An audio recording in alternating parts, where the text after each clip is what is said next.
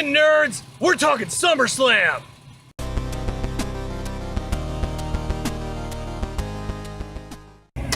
Greetings and salutations, ladies and gentlemen, boys and girls, and road ragers of all ages. It is I, the SKF Effect, and I am joined by the one, the only, Ichiban! Number one.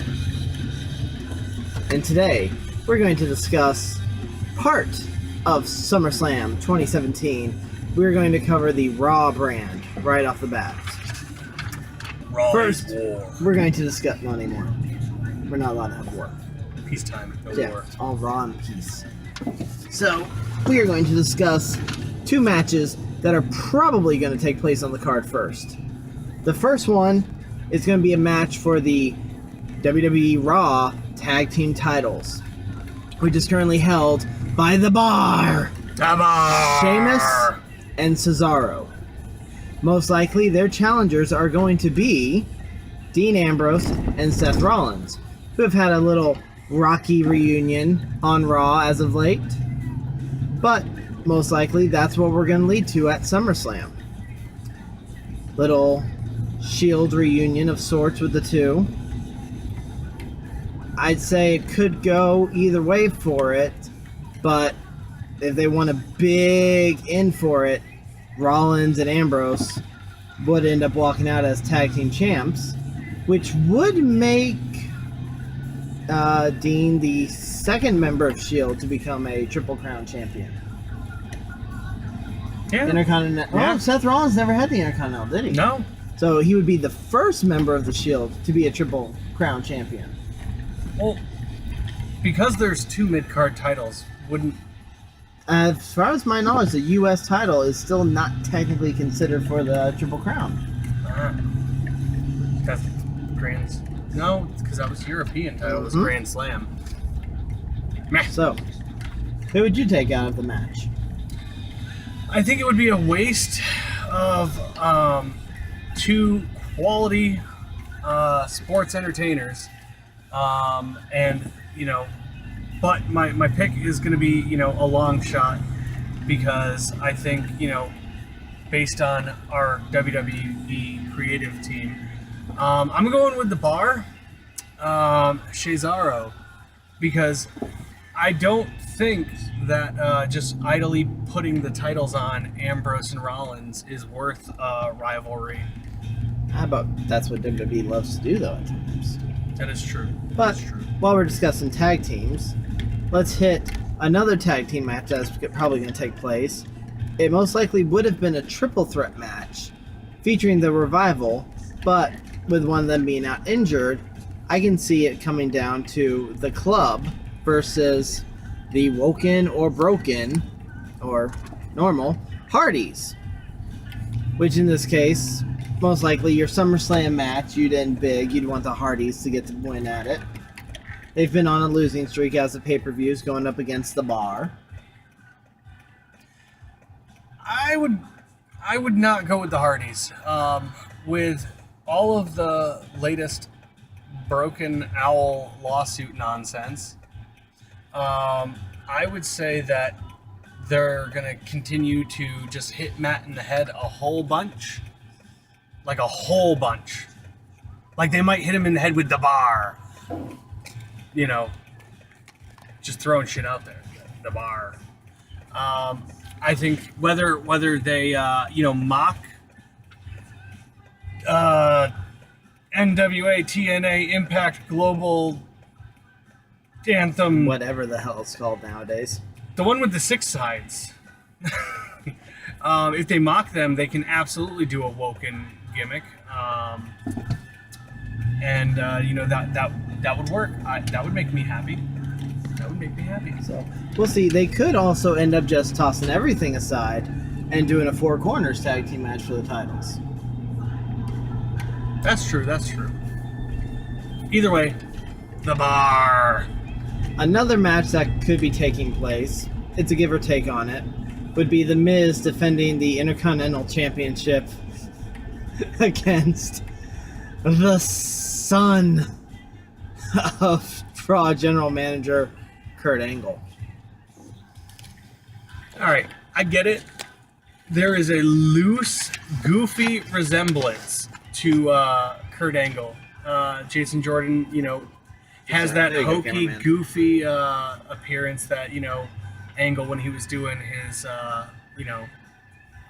it's true, 3 eyes, whole shtick.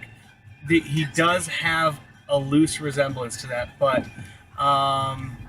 there's been literally no positive reaction to this The storyline. fans at Raw this past week in Canada were cheering, "Let's go, Jobber! Let's Honestly, go, Jobber!" I would have been more okay if Dixie Carter showed up in the WWE. A lot of Seriously. people would have been right now. And I loved American Alpha.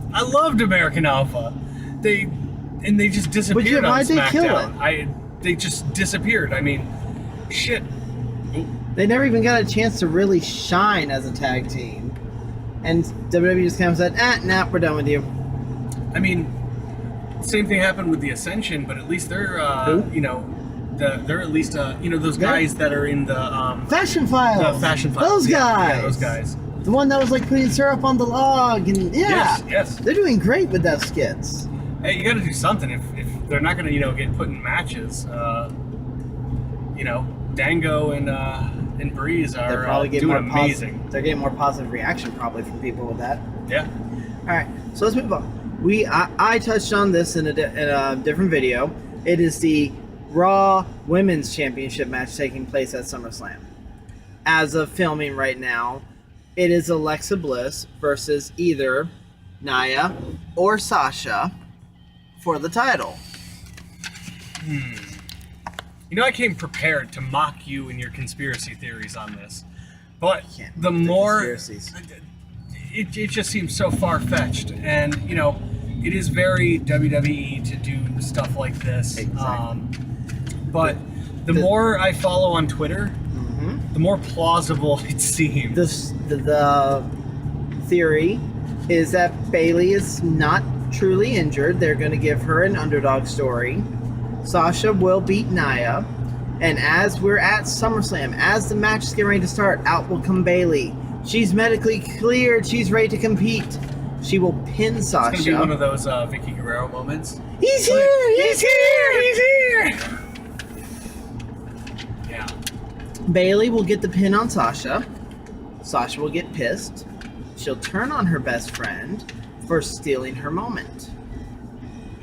If it is just one-on-one, I imagine Alexa would defeat Sasha. If Bayley gets involved, I see Bayley winning. I'm still going to go with, as of this taping, I believe it's today, right? It's today. It's today. It's Lexi's birthday. Happy birthday, Happy Alexa. birthday, Lexi. 26. Nice. I still pick Lexi. Okay, I was gonna say, are you going anyplace else with that? I volunteer as tribute to serve the birthday spankings. All 26. And one to grow on. The next one for Raw is the Eater of Worlds Bray Wyatt versus Finn Balor, the Demon. It should be the first time in the year, I think, we've actually seen the Demon. Ever since, think so, he won the Universal title over Seth Rollins in what is the longest one-on-one Universal title match to take place, longer than all the following matches combined. Probably the best, too. I believe it. Okay, so context is what chooses my answer on this one. If this was any other pay-per-view, Bray Wyatt. Because Despite Bray this has has about the not- biggest losing streak of anything. Finn called him on it. You don't care about wins or losses, you just care about creeping people out. It's that simple.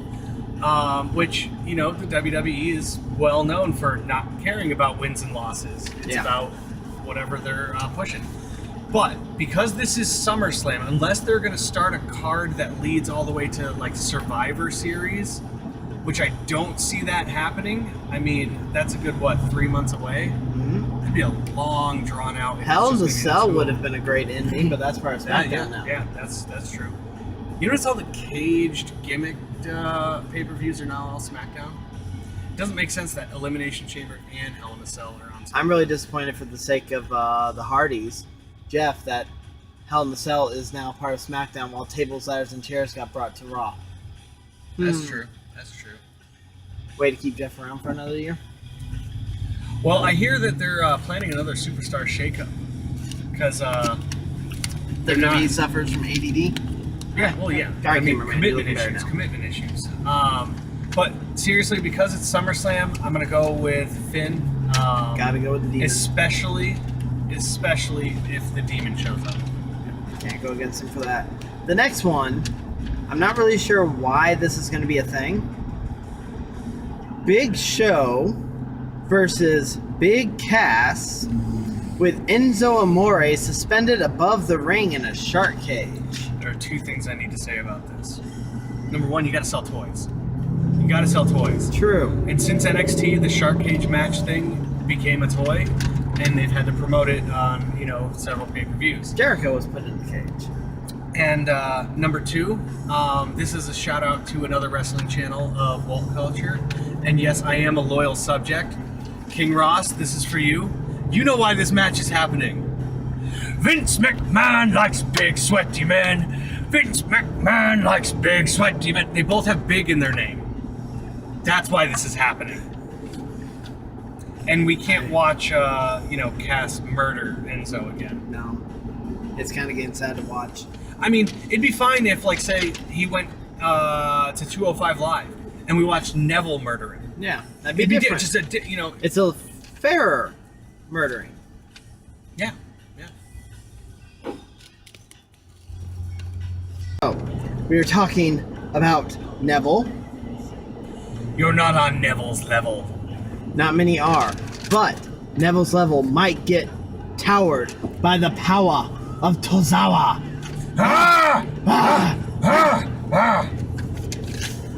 He has held that belt since January, since the Royal Rumble.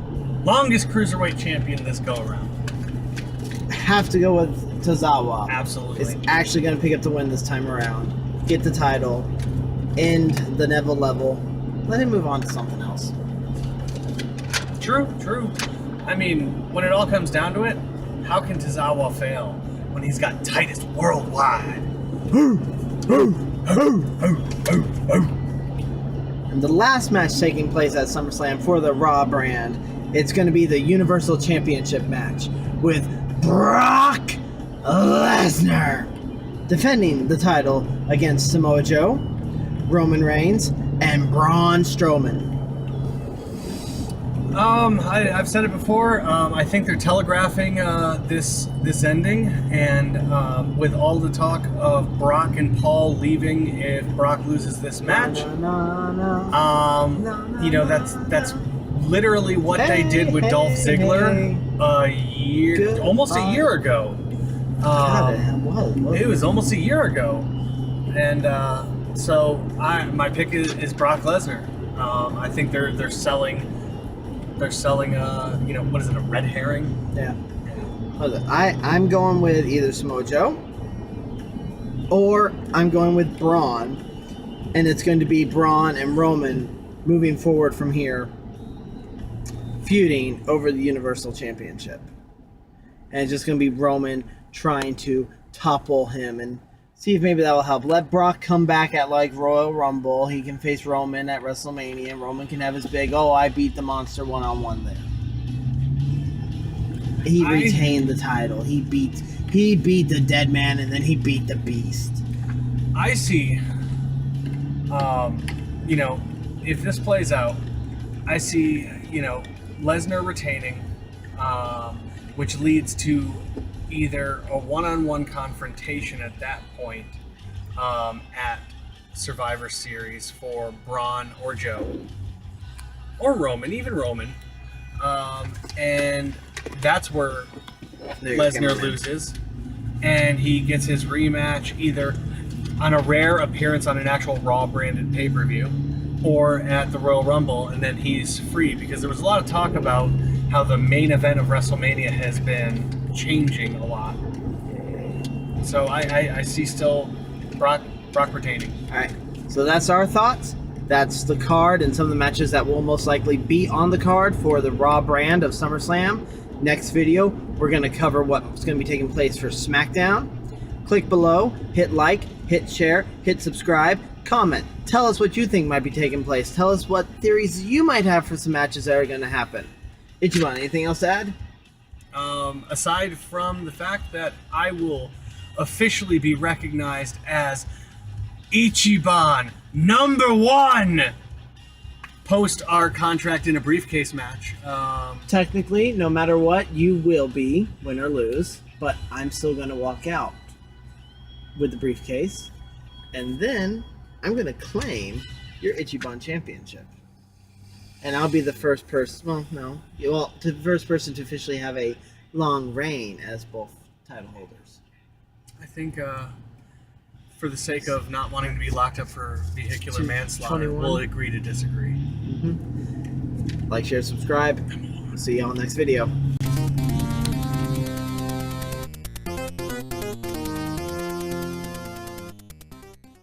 I've got a new moniker. So, The Prince of Dong Style. christened by Joey Ryan in his dreams after a pornplex. I'm gonna grow up and be Joey Ryan one day. One day. Eventually. Hey.